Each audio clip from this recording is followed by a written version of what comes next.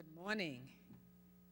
And let's just open our hearts with gratitude and give thanks to Norman Brentley for bringing that wonderful musical inspiration. He's our in-house flautist, and it was so sweet.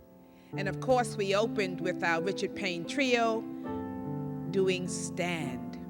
And I love that song. What do you do when everything else around you is falling apart? The song says, you just stand. But you see, you're not just standing aimlessly, you are standing in your truth. You are standing upon holy ground. You are standing in remembrance of the Spirit of God that is leading, guiding, directing, and protecting you on your journey.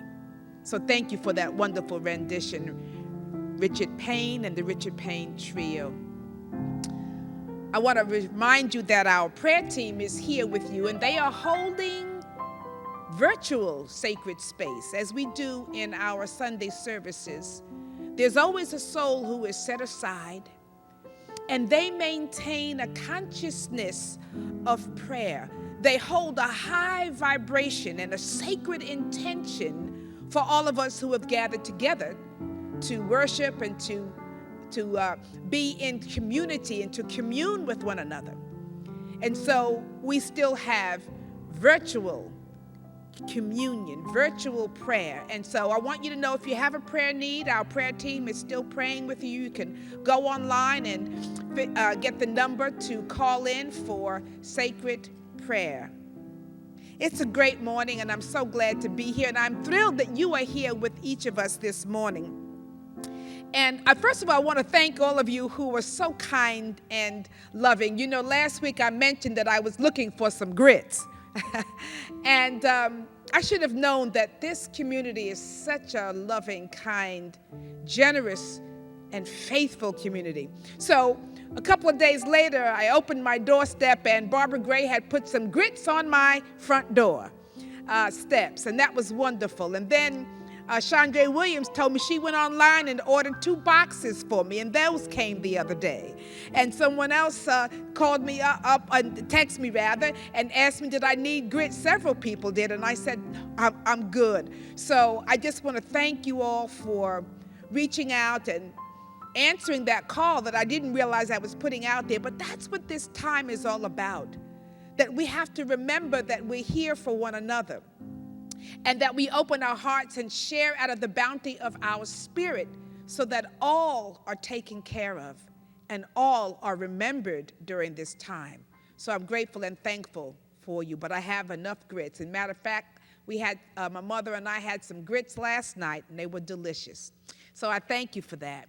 And I also want to thank those of you who took the time to tune in to the AGNT, an association of Global New Thought Ministries. And we put on a wonderful program Friday, bringing ministers, New Thought ministers from different traditions, and whether it's agape or spiritual centers for spiritual living, science of mind, unity churches and centers. And we were just putting out the energy that all is well.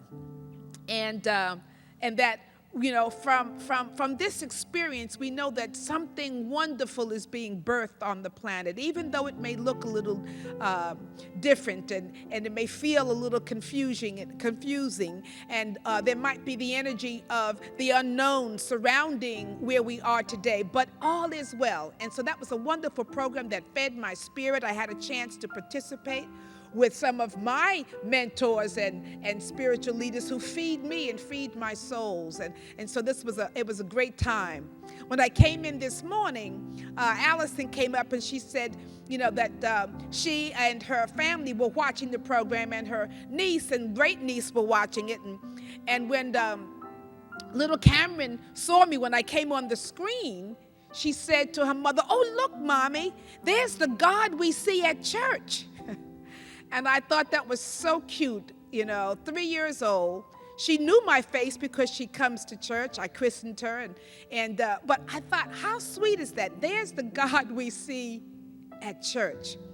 And as she told me that this morning, I was thinking about that little Cameron, I am trying to put on my Christ nature. I am trying to put on my divine nature so that when you see me, when you look upon me, you see the face of God. You see the energy of God. You see the activity of God, of the divine. So thank you for that wonderful reminder that my purpose truly is to let the beingness of God fill my individual being so that my doing is expressed. Because in him I do live, I move, and I have my being. So thank you for that reminder. And this morning, we're going to continue with the story. Some say it was the greatest story ever told. And I'm speaking of the story of the resurrection, of the triumph of life over death, of, success and victory over defeat and victimhood. And it's so appropriate, the story is so appropriate for this time. Every story has a beginning, a middle, and an end. And we began this story, the resurrection story, we began it on Palm Sunday with Jesus' triumphant entry into Jerusalem. And then we continued with it with the crucifixion experience on Good Friday. And then, of course, followed by the resurrection on Sunday morning. But that's not the end of the story. That's not the end. In fact, there was an after party. That's what I'm calling it, an after party. What happened after the resurrection? And last week, I introduced the concept that Jesus had appeared to his disciples while they were fishing on the beach, in the water, and he was on the beach. And he called out to them and asked them, had they caught any fish? And they said, no, we haven't caught anything. And he says, put your nets on the right side of the boat. Cast your net on the right side of the boat. And we know from the story that, boy, there were a multitude of fish after that experience and that activity of casting their consciousness on the right side of the boat. And then he calls them as they're hauling the fish in. And I want to pick up the story from here because this is the after party and what has taken place. And I'm reading from John 21, verse 10. Well, it won't be through 25, but for a minute, I'm going to stop at 17, and then I'll pick up the scripture a little later. But it says, Jesus said, bring some of the fish you've just caught. Simon Peter joined them and pulled the net to shore. 153 big fish. And even with all those fish, the net didn't rip. Jesus said, breakfast is ready. Not one of the disciples dared to ask, who are you? They knew it was the master. And Jesus then took the bread and he gave it to them, and he did the same with the fish. Now, this was the third time Jesus had shown himself alive to the disciples since he was had been raised from the dead. And then there was Simon Peter. And so after breakfast, Simon Peter is there with Jesus, and Jesus asks him, Simon, son of John, do you love me more than these?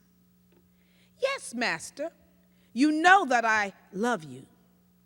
And Jesus said, feed my lambs. Then he asked a second time, Simon, son of John, do you love me? Yes, Master, you know I love you. Jesus said, shepherd my sheep. And then he said it a third time. Simon, son of John, do you love me? Peter was now upset that he had asked for the third time, do you love me? So he answered, Master, you know everything there is to know. You have got to know that I love you. And Jesus said, feed my sheep. I'm telling you the very truth now. When you were young, you dressed yourself and went wherever you wish. But when you get old, you'll have to stretch out your hands while someone else dresses you and takes you where you don't want to go. And he had said this to hint at the kind of death by which Peter was going to glorify the God. And then he commanded him, follow me. Follow me. And so we'll leave that here for the time being. But this is a powerful part in this after party. And I began to think, why is it that Jesus asked Peter 3 times, do you love me? Do you love me more than these? And of course, Peter answers, but he's getting a little frustrated as to why Jesus would even ask him that. Now, you want to know why Jesus asked him 3 times if he loved him? He did this so that it could balance out the 3 times that Peter had denied even knowing Jesus upon his arrest and his arrival and impending death. Remember, Jesus said to Peter, you will have denied me 3 times before the cock crows. And what happened? As Peter was watching on the sidelines as Jesus was being arrested and crucified, and people said, I know you, you know him. And he was like, no, don't know him. Nope, 3 times. And so this is a powerful point in the scripture here, in this story, in the after story of the resurrection, because Peter was now being given a chance to affirm his love 3 times. He denied 3 times, and now he has an opportunity to affirm his love for the Christ, for Jesus, 3 times. Now, metaphysically, we should know this, that an affirmation is simply a statement of truth that we hold in consciousness. And there's a process that whenever we go about wanting to clean out our consciousness, when we want to free ourselves from any type of limiting thoughts or feelings or energy, we deny them. We free ourselves through a use of a denial. But after a denial, we should always put an affirmation into the consciousness. So after we say, I let go of, I'm free from, this has no power over me, we then must substitute an affirmation of the truth. And so we deny and then we affirm. This is a powerful spiritual experience and a spiritual activity because remember, we're always working on our consciousness. And there are always things that we are holding in mind that we need to be free of. We need to release ourselves from it, be it fear or doubt or limitation. So you might use a denial that says, you know what, I'm free from fear in this moment. This situation no longer holds power over me and over my life. But you can't stop there. You must then affirm a truth statement. I am a child of God. Fearless, bold, divinely protected, whatever it is that you want to affirm, so that you can hold that in your consciousness. So we clear out error thoughts, limiting thoughts, fearful thoughts, harmful thoughts, negative thoughts, and then as we release that and deny that, however many times we need to, we then begin the process to affirm the truth so that we become anchored in the truth, and we fill our consciousness, which is going to feed us and manifest into our lives. So this is a powerful point that Jesus is teaching Peter about the power of denial and affirmation as tools for consciousness, tools to help us really to make sure that what we're holding in our mind and in our hearts are what we want to manifest. So, and the process is we deny error and then we affirm the truth, right? So Peter had an opportunity to do this 3 times. Now, what I found interesting when he was asking Peter, do you love me? He said, he used his full name. He said, Simon, son of John, do you love me? Simon, son of John, do you love me?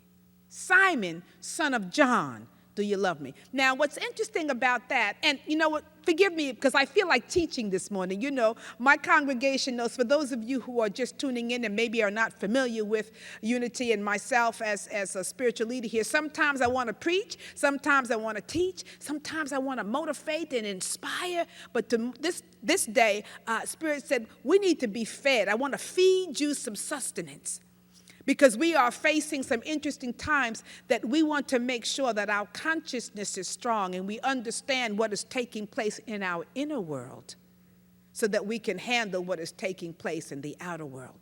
So these are tools that Jesus was trying to give Peter, and I am now sharing with each of you. It's all about consciousness. So what I found interesting, he asked him using his name, Simon, son of John. Now, in the olden days, when your name was always attached, your first name was always also attached to the first name of your father. So it becomes Simon, and it would say Simon, son of John. That would be his name. Of course, it gets shortened to Simon or to Peter, but it's Simon, son of John. Just like it became you could say Heshua, son of Joseph, or Heshua ben Joseph, which would be Jesus, son of Joseph. But he's never called Heshua ben Joseph. It's always Heshua, or Jesus, son of God. I think that's powerful. So we're attaching my name, my nature is always attached to God, right? So it could become Sylvia, daughter of God, right? So he calls him by his full name, Simon, son of John. Now, we know that Simon Peter means faith, and we also know spiritually and metaphysically that John represents love. So what this tells me is that as he's teaching Peter about how he wants his consciousness to be going forward from here on, it's saying that faith has to be connected to the experience of love. Simon, son of God. Faith is born of love. Faith is born of love. That love is a foundation that our faith can rest upon. Think about this, that it's hard to have faith in something or someone that you don't love, right? It's hard to have faith. Let's suppose you have a view of God as a vengeful God, a violent God, a judgmental God. It's hard for you to place your faith in that. But what about a God of love? What about a person of love? It's easier to build and establish our faith on that which we love. So faith and love must always go together. So he's calling him. He wants him to be assured that he's building his faith connected to his love. So Simon, son of John, faith connected to love, that he is grounded. Jesus wants him to be grounded in love, his faith to be grounded in love, because that's what enables him, that's what will enable him to be stronger as he goes about trying to then lead the rest of the disciples once Jesus departs, once he fully ascends.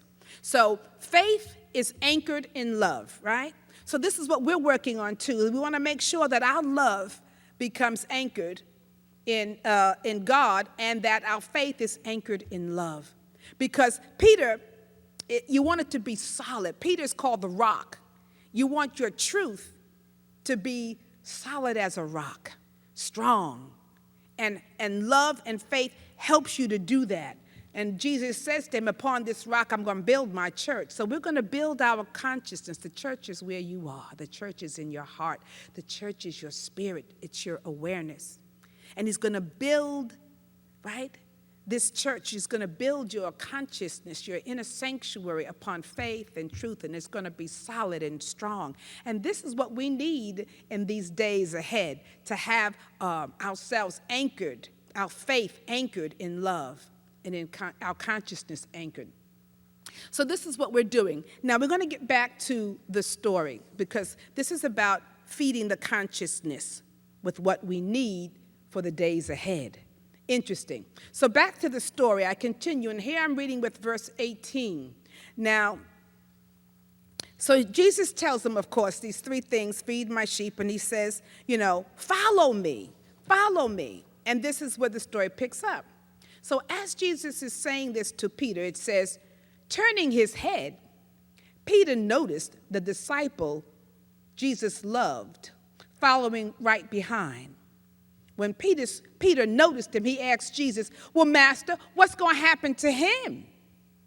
Jesus said, if I want him to live until I come again, what's that to you? You follow me. I'm setting the path out for you.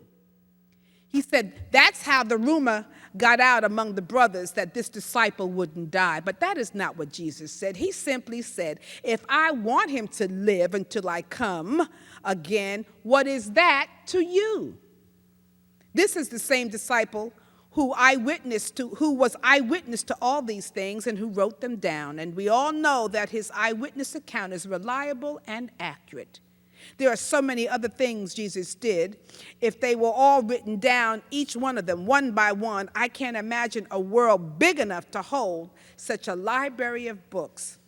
So there were many more things that Jesus did, but we are focusing right now on his last experiences with his disciple, in particular Peter, who represents faith.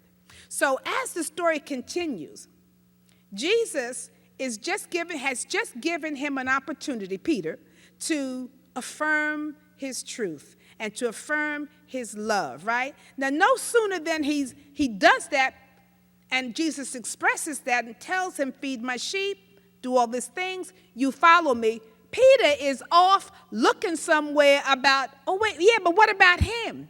What's going to happen to him? You see, Jesus had just given him a hint about what was going to happen to him. And he goes, well, what about this one here? And I thought, this is just so like us as human beings, I tell you. We are always, we get off track. We get off our directed path. And we start wondering, well, what's going on over here? What's going to happen to him? Now, didn't he just say, follow me?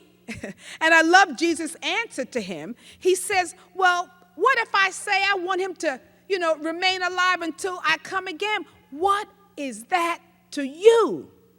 And now if I were to interpret that, I would say, and he says, you follow me. I would interpret that as Jesus giving him a little shade, right?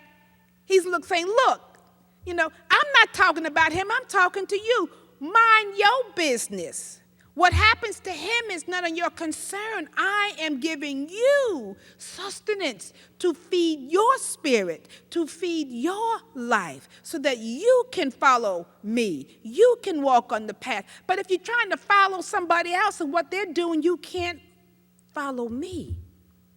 What is that to you, what he's doing, and what I give to another? And this is so important for us because we allow ourselves to get so distracted when we take our eyes off of the spirit that indwells us and is all around us. Remember this. Peter was the one who was actually walking. Remember, he was the one who was walking on water. He actually walked on water, and he was walking towards Jesus on the water. Until, of course, he got distracted by what? The wind and the waves. And in his distraction, he began to sink. And so Jesus is trying to give Peter so many opportunities not to be distracted, but to shore up his faith so that it becomes solid and it becomes strong, so that he knows that he's going to be able to lead. He wants him to lead. He wants him to go forth. But he's trying to help Peter, look, get focused. Stop worrying about, if you had focused on me, you would not have sunk. Now I'm giving you an opportunity. I'm telling you the process about feeding my sheep, staying with me, following me, going within. And here you are looking over here. What about him? What about him? What about her? Look what they're doing. Oh, all that does is take you off your path. It takes you away from what the Spirit is giving you to do and directing you in your life's journey and expression. You follow me. That's the call. Don't worry about others. You do what I'm giving you to do. Remember the verse in Proverbs 3:6 says, in all of thy ways, acknowledge him and he will direct your path.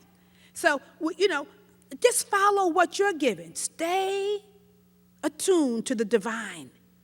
See and hear and feel the presence guiding you, that spirit of the Christ in you to move you, and listen for that. Because when you're on your path, it's too easy to be distracted by other people, other things, and other situations. If you're going to anchor yourself in faith and in love, you've got to be able to continue to follow the inner guidance and the direction that you're given from on high. Now, Peter is such an important part because as he's learning these things, and Jesus is trying to teach him all this really quick before he ascends, it's important to recognize the part that Peter's playing, this whole last scene. And I know it may sound a little convoluted, but I want you to get this. I want you to hang in there with me.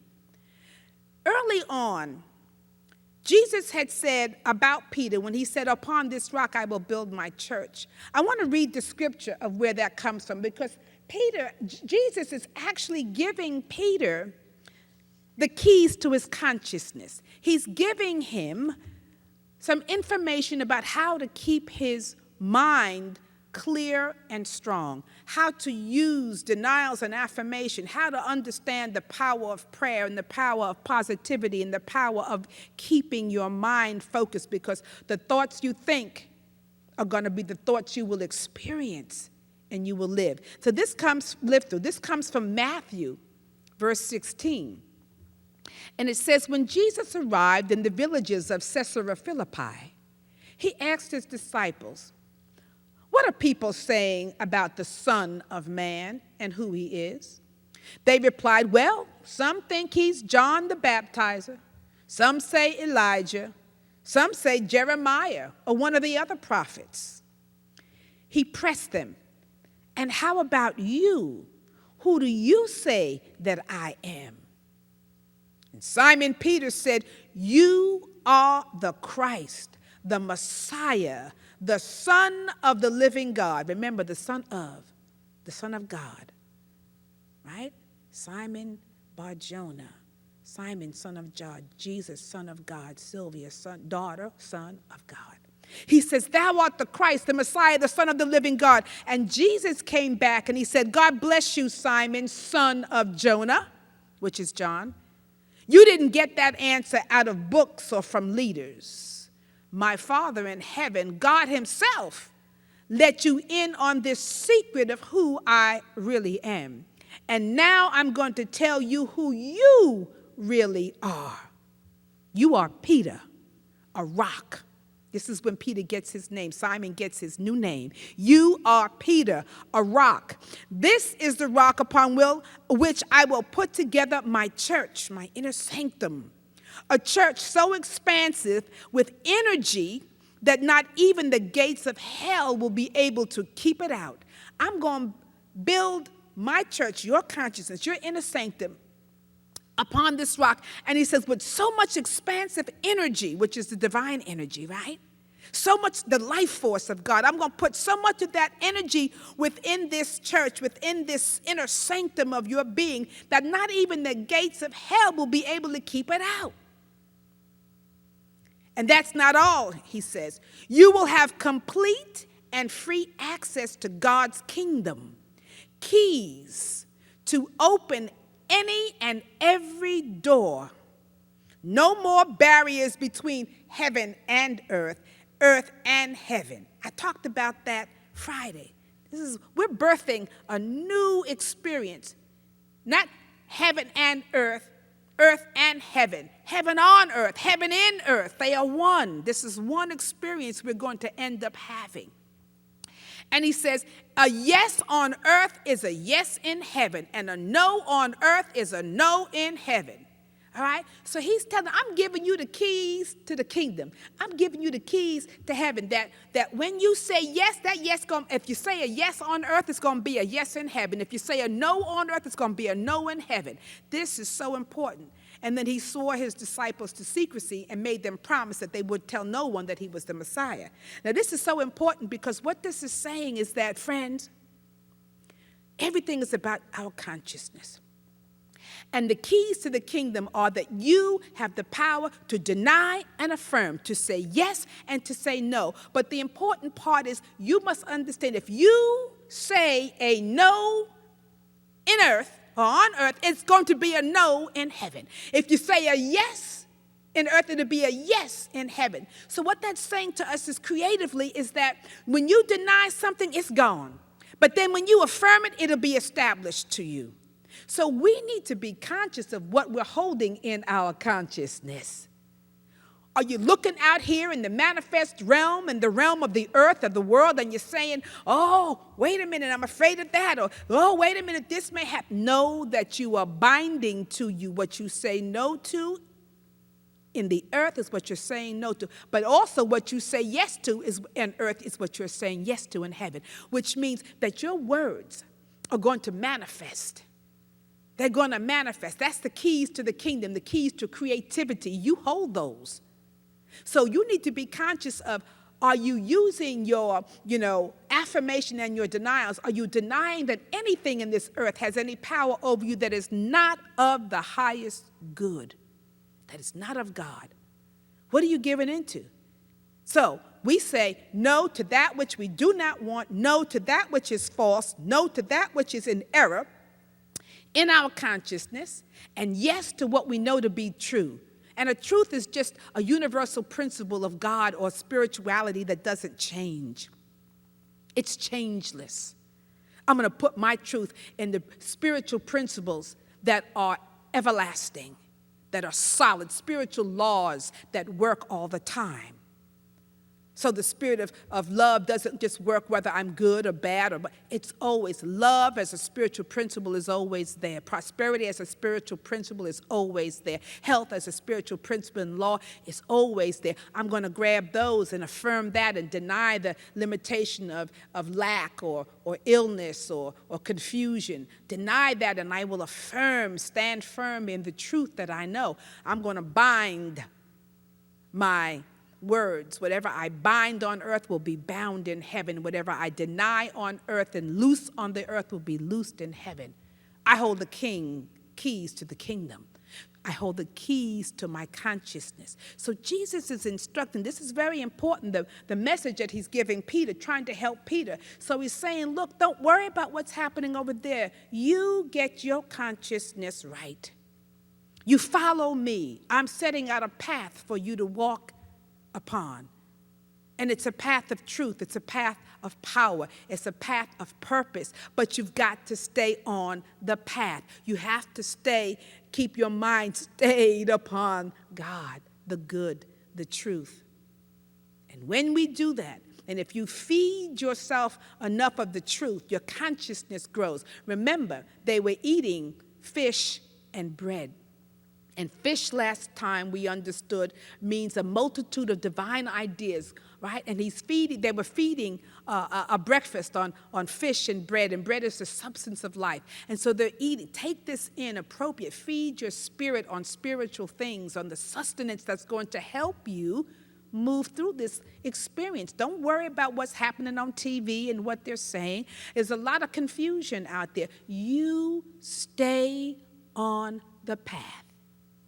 You follow that inner guidance and feed yourself and work with the spiritual truths that are coming to you in your time of prayer and meditation and affirmation and releasing and denial. Remember, when he asked Peter, do you love me? Those 3 times, he said, then feed my lambs. And then he said, shepherd my sheep. And the 3rd time he said, feed my sheep. Lamb and sheep represent, metaphysically, they represent those innocent, pure, divine ideas in consciousness. And so we have to take care of them. A sheep will go all off, right? So when you get a divine idea, when you get a leading or guidance from God, you've got to make sure that you feed it, you guide it, you guard it like a shepherd, right?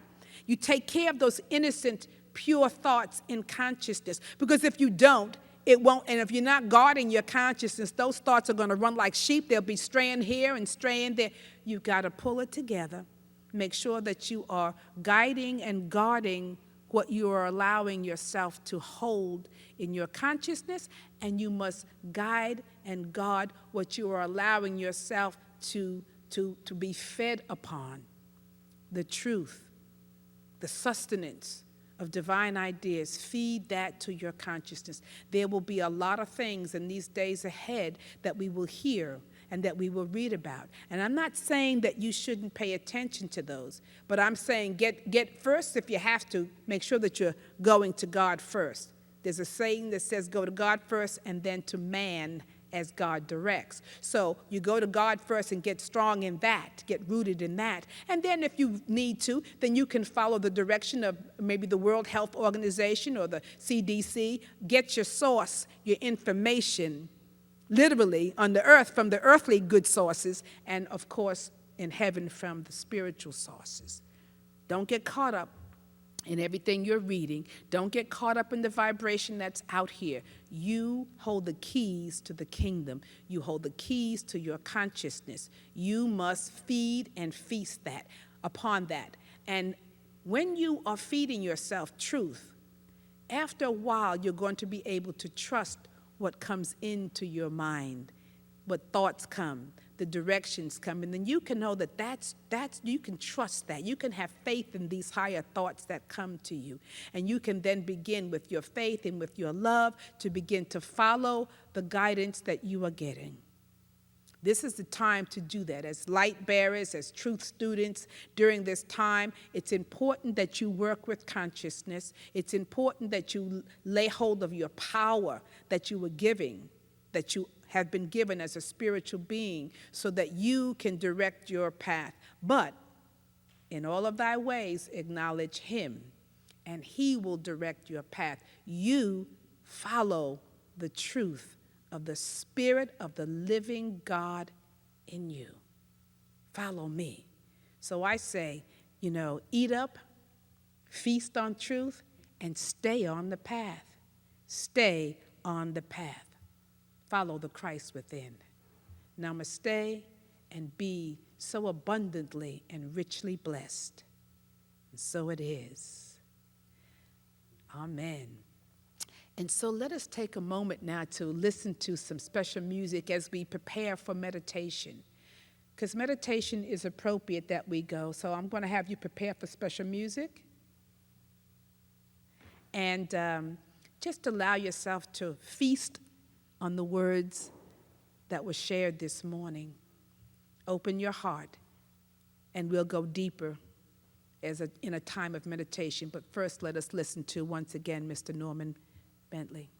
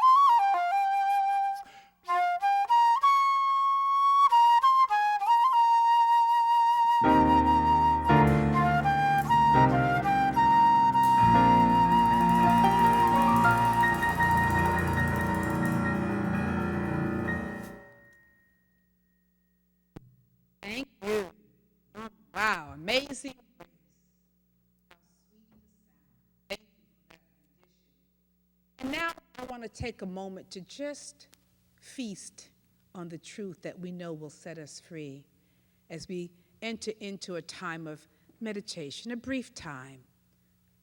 But I want you to find that place where you're comfortable and allow yourself to breathe deeply, because breathing is the key. So I invite you to take a few conscious breaths. Just inhale. And as you begin to feel your physical body letting go and relaxing. And we always want to exhale twice as long as our inhalation. But take a full, deep, deep, slow breath inward.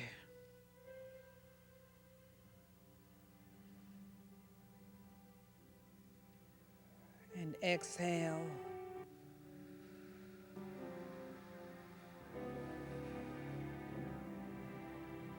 Once again, just inhale deeply.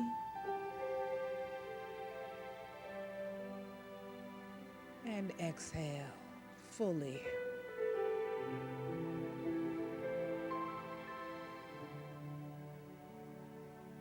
And one more time. Inhale deeply.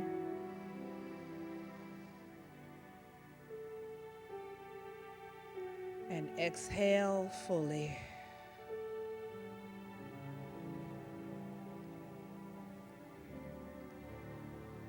For as we continue to breathe with ease and grace, we can more fully let go and let God.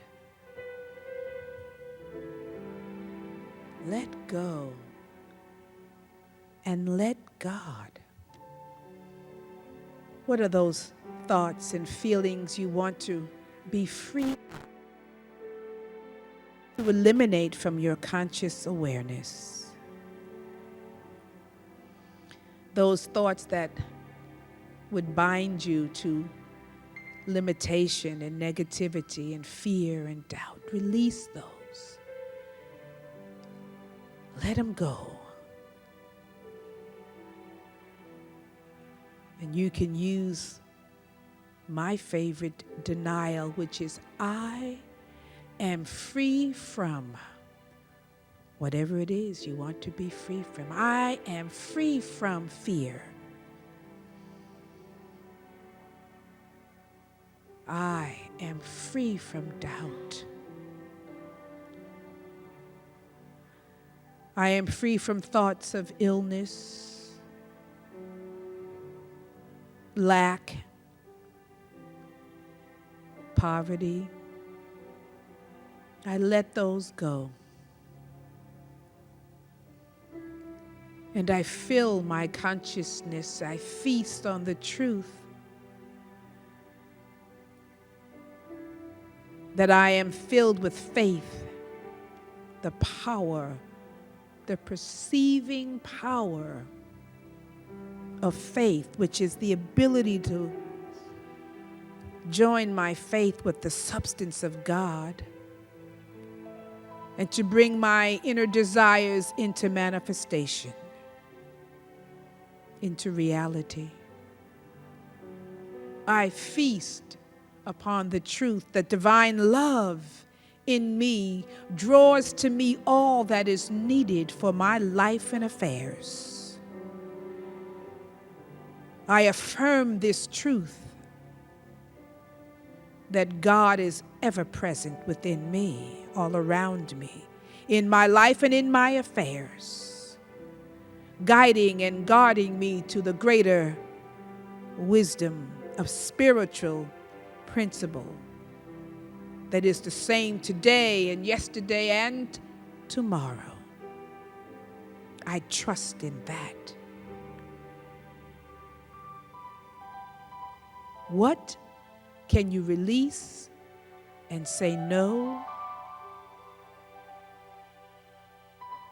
And what are you saying yes to? For whatever you loose in the earth and let go shall be loosed in heaven. Whatever you bind together, whatever you affirm, whatever you say yes to in your consciousness, in your heart, shall be manifested in your life and affairs. So spend this sacred moment in silence, offering your denial and your affirmation, your freedom from, and your affirming of peace. Be still for a moment.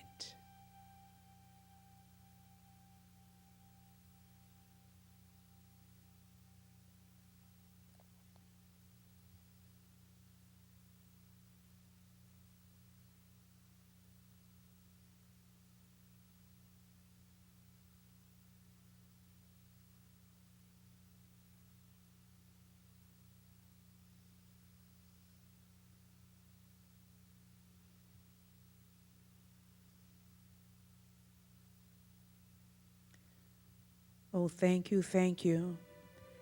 Infinite and divine presence of love and light. Thank you so much. As we move forward, we want to now affirm the truth. We deny that which we are seeing in the world will have lasting power. And we want to affirm this truth for our world. It's called the Great Invocation. So let us know this together. It says, from the point of light within the mind of God, let light stream forth into human minds. Let light descend on earth. And from the point of love within the heart of God, let love stream forth into human hearts. May love increase on earth. And from the center, where the will of God is known, let purpose guide all human wills, the purpose which the masters know and serve. And from the center, which we call the human race, let the plan of love and light work out. And may it seal the door where error dwells. Let light and love and power restore the plan on earth. Let light and love and power restore the plan on earth. Let light and love and power restore the plan on earth. Beloved ones, I thank you so much for joining us today. And I want you to take this affirmation for the week with you into your hearts so that you can remember to build up your consciousness and to shore it up with faith and love. This is the affirmation that we're holding for this week. It says, I feed my consciousness pure and powerful thoughts as I follow the path of love and faith. I am free from distractions as I am guided, directed, and empowered in divine ways. I stay on the path. Praise God, and so it is. Let this be our affirmation for this coming week, that we might remember who we are and whose we are. And in so doing, let us take a moment to bless our tithes and our offerings, because we are so grateful. We know that we serve a good God, that we serve a God who is truly inexhaustible, and that as we touch that inexhaustible source and presence that we call God, that inexhaustible source and presence that is all around us will feed us and guide us and nourish us as we move on this journey into the unknown. We are binding heaven upon this earth, and this is what we say for our offering of our blessings and our tithes. It is divine love through me blesses and multiplies all that I am, all that I have, all that I give, and all that I receive. This is the cycle of giving and receiving. We are so grateful for you and for the gifts that you share with this ministry that enable us to still be here as a beacon of light and love, shining forth. There'll be an opportunity for you to give through our website at the end of this broadcast. That'll be put on the screen for you. You can do it through PayPal. You can join a mobile app of, what is it called? Givelify. You can go to our website. You can even mail in your donations. We are grateful for everything that you share with us. And now let us just say our prayer for protection, that we might know the path that we're traveling on is one that is guided from on high. Let's affirm the prayer for protection. Together now, it is this. The light of God surrounds us, and the love of God enfolds us. The power of God protects us, and the presence of God watches over us. For wherever we are, God is, and all is well. And that, beloved ones, is the truth. Feast on that. Namaste and blessings. Be well and be blessed. So it is. Amen.